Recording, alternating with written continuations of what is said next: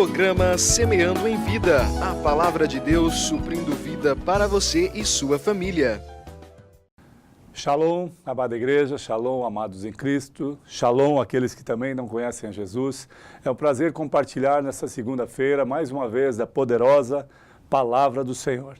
Essa palavra tem poder para libertar, para curar, para salvar, e eu creio que nesta noite ela falará conosco, da mesma forma que tem falado por séculos dos séculos, tem falado por tanto tempo a nós e a tantos outros que estiveram antes de nós e caminharam nessa peregrinação do Evangelho, nessa peregrinação de ver o sobrenatural de Deus, as coisas poderosas do reino de Deus. Meu nome é Paulo Pérez, pastor do Ministério Sementes de Cristo, e quero compartilhar um texto bastante conhecido, porém um texto que nos dá uma revelação poderosa da qual Pedro provou, da qual o apóstolo Pedro viveu e da qual ele repartiu, né?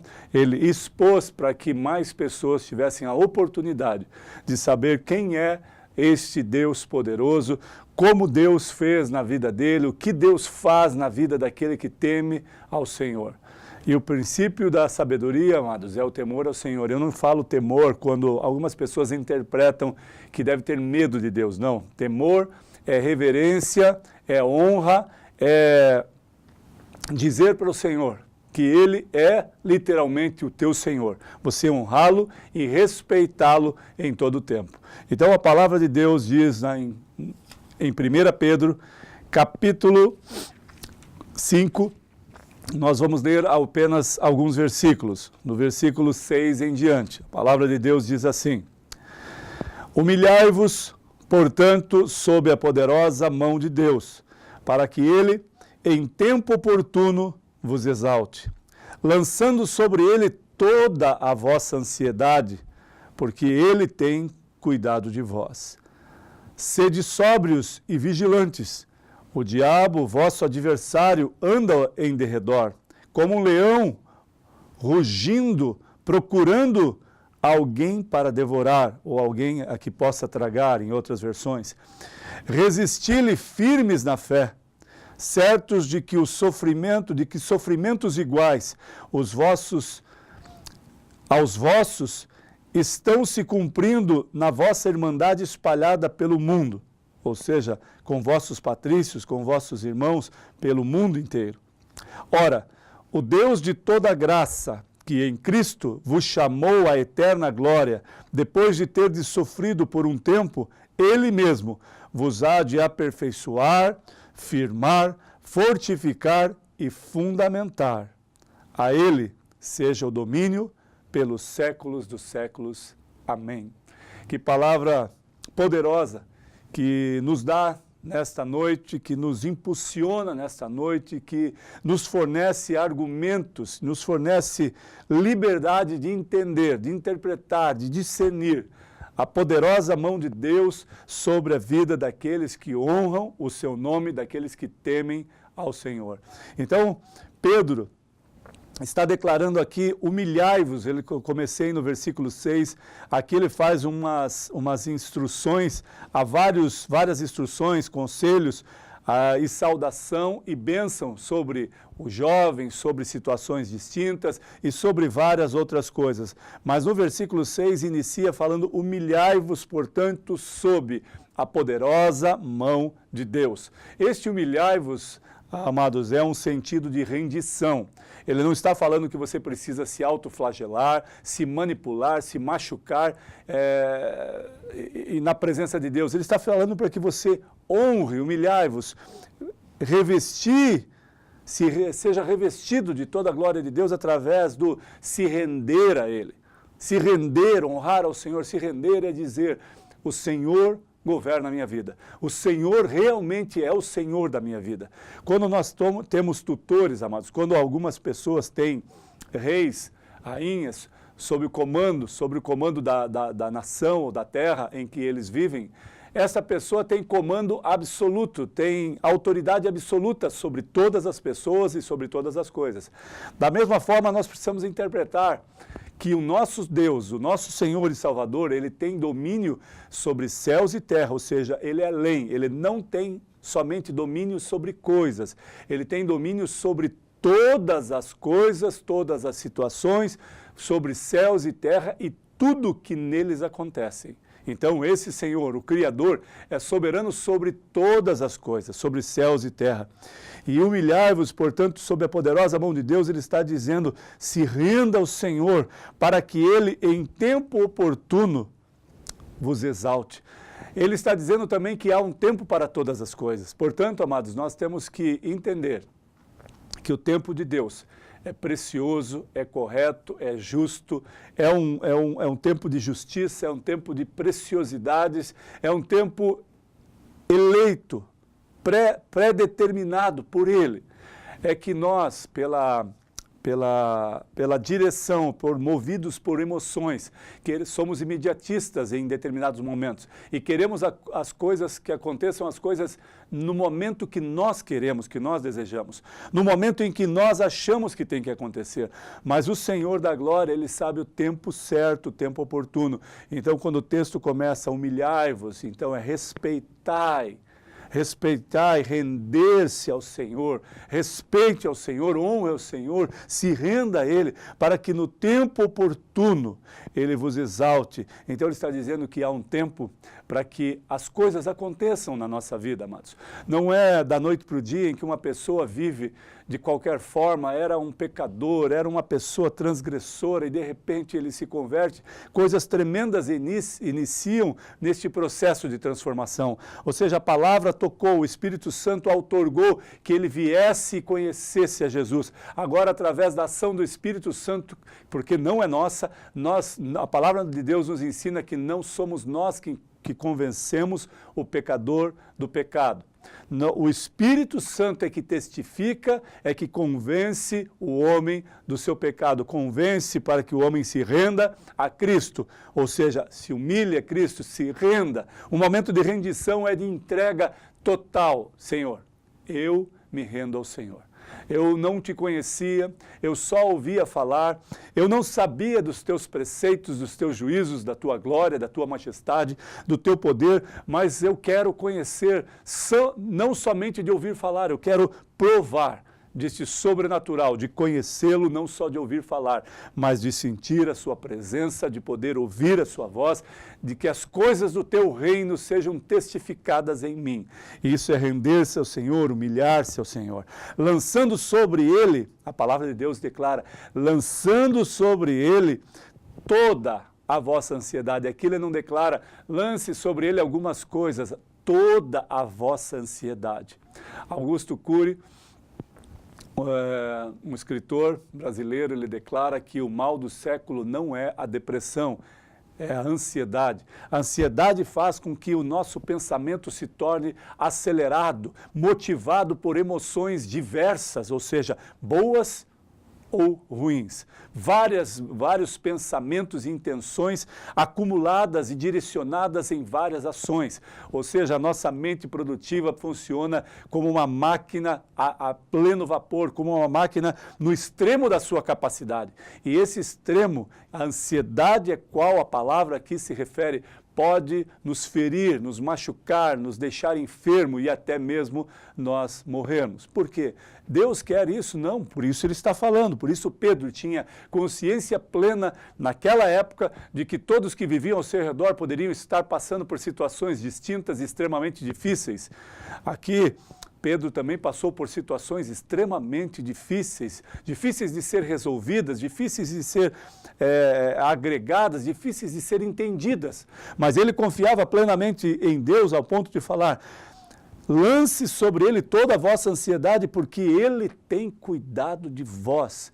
Então o Deus de Israel, o Deus de Abraão, Isaac, Israel, está fazendo algo tremendo.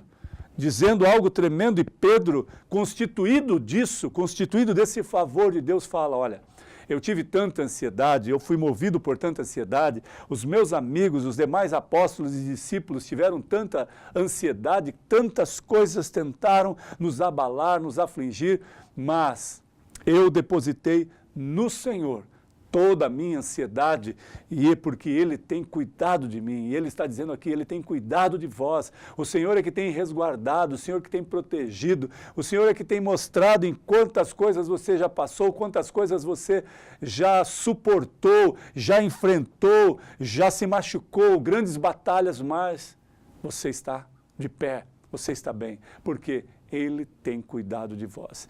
E algumas pessoas ouvem isso e dizem, não, quem cuida de mim sou eu sei o que eu faço, eu sei o que, como me repor, eu tomo medicamento, eu faço alguma coisa, faço exercícios, amado, mas se você não estiver com saúde e alguma enfermidade te alcançar, você pode, pela medicina, sim, se renovar, algumas demoram um tempo maior, algumas demandam meses para a recuperação, mas no Senhor, amados, eu entendo que Ele tem cuidado de nós. Eu não sou contra a medicina, até porque esses homens foram capacitados para nos ajudar, instruídos por aquilo que eles estudaram, e o próprio Deus, creio plenamente, que os capacita para Ele cuidar de vida, porque Deus é amor e requer vida ao ser humano. Por isso, Ele capacitou homens, Ele deu entendimento a homens para que homens cuidassem de homens, só que homens não podem direcionar homens.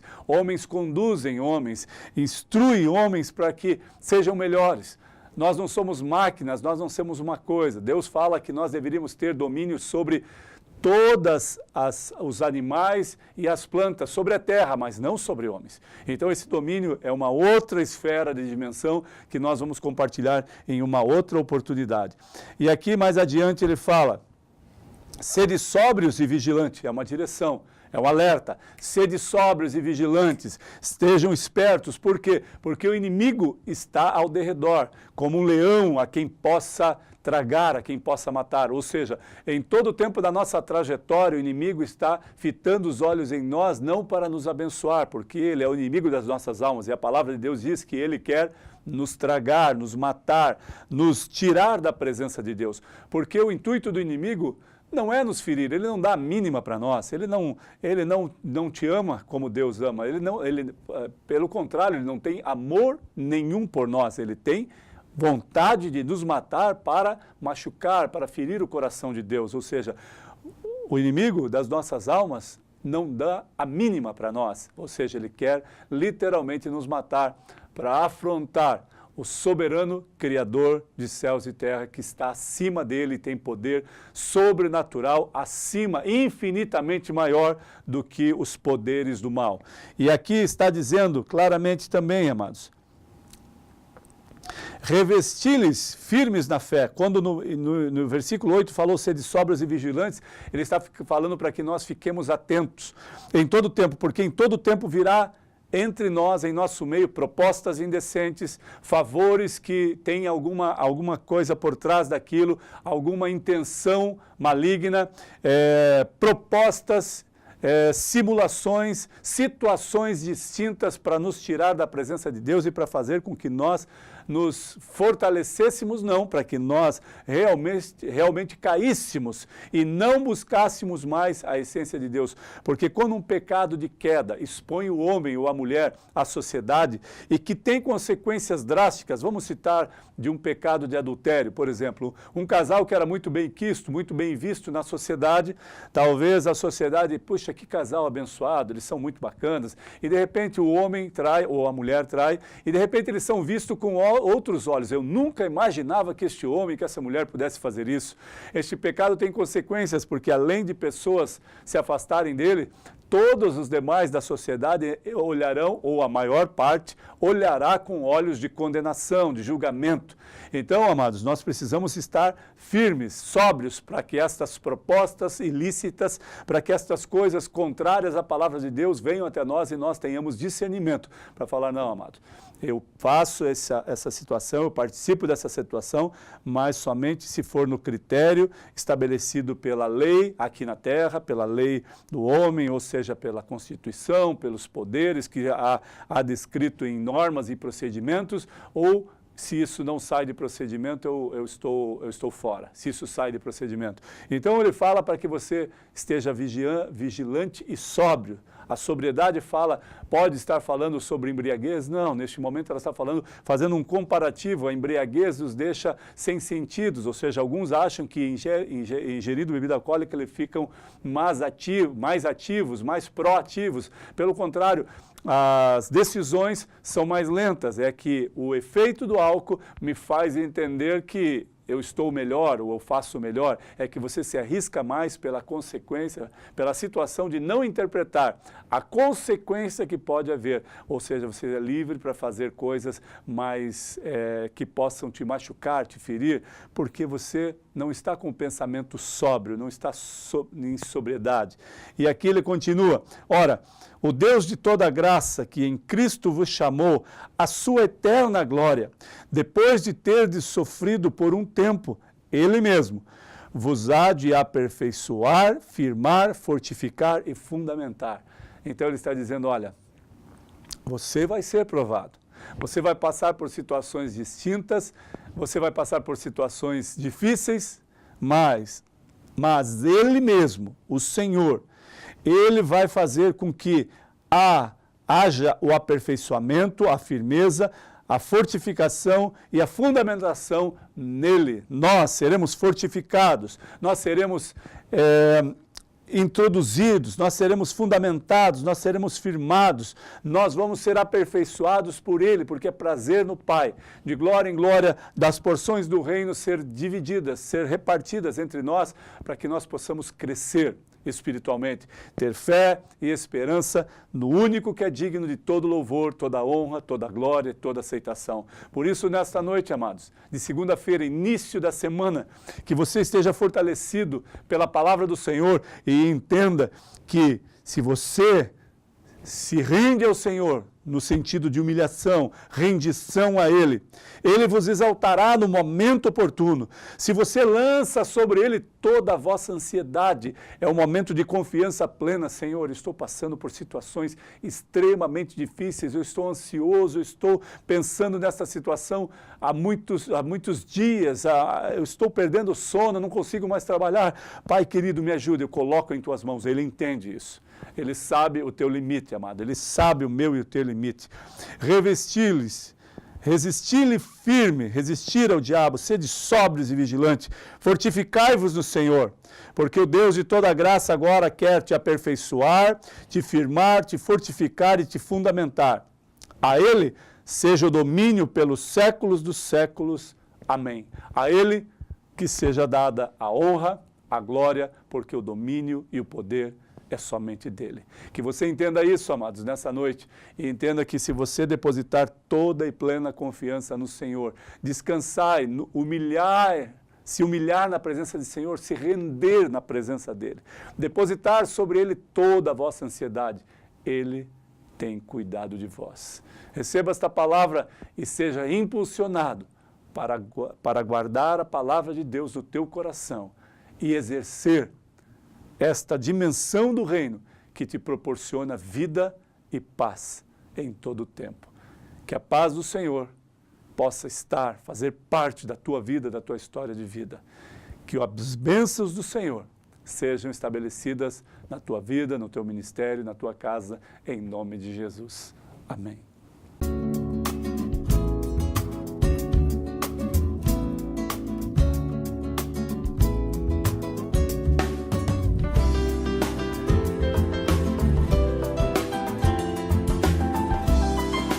Programa Semeando em Vida, a palavra de Deus suprindo vida para você e sua família.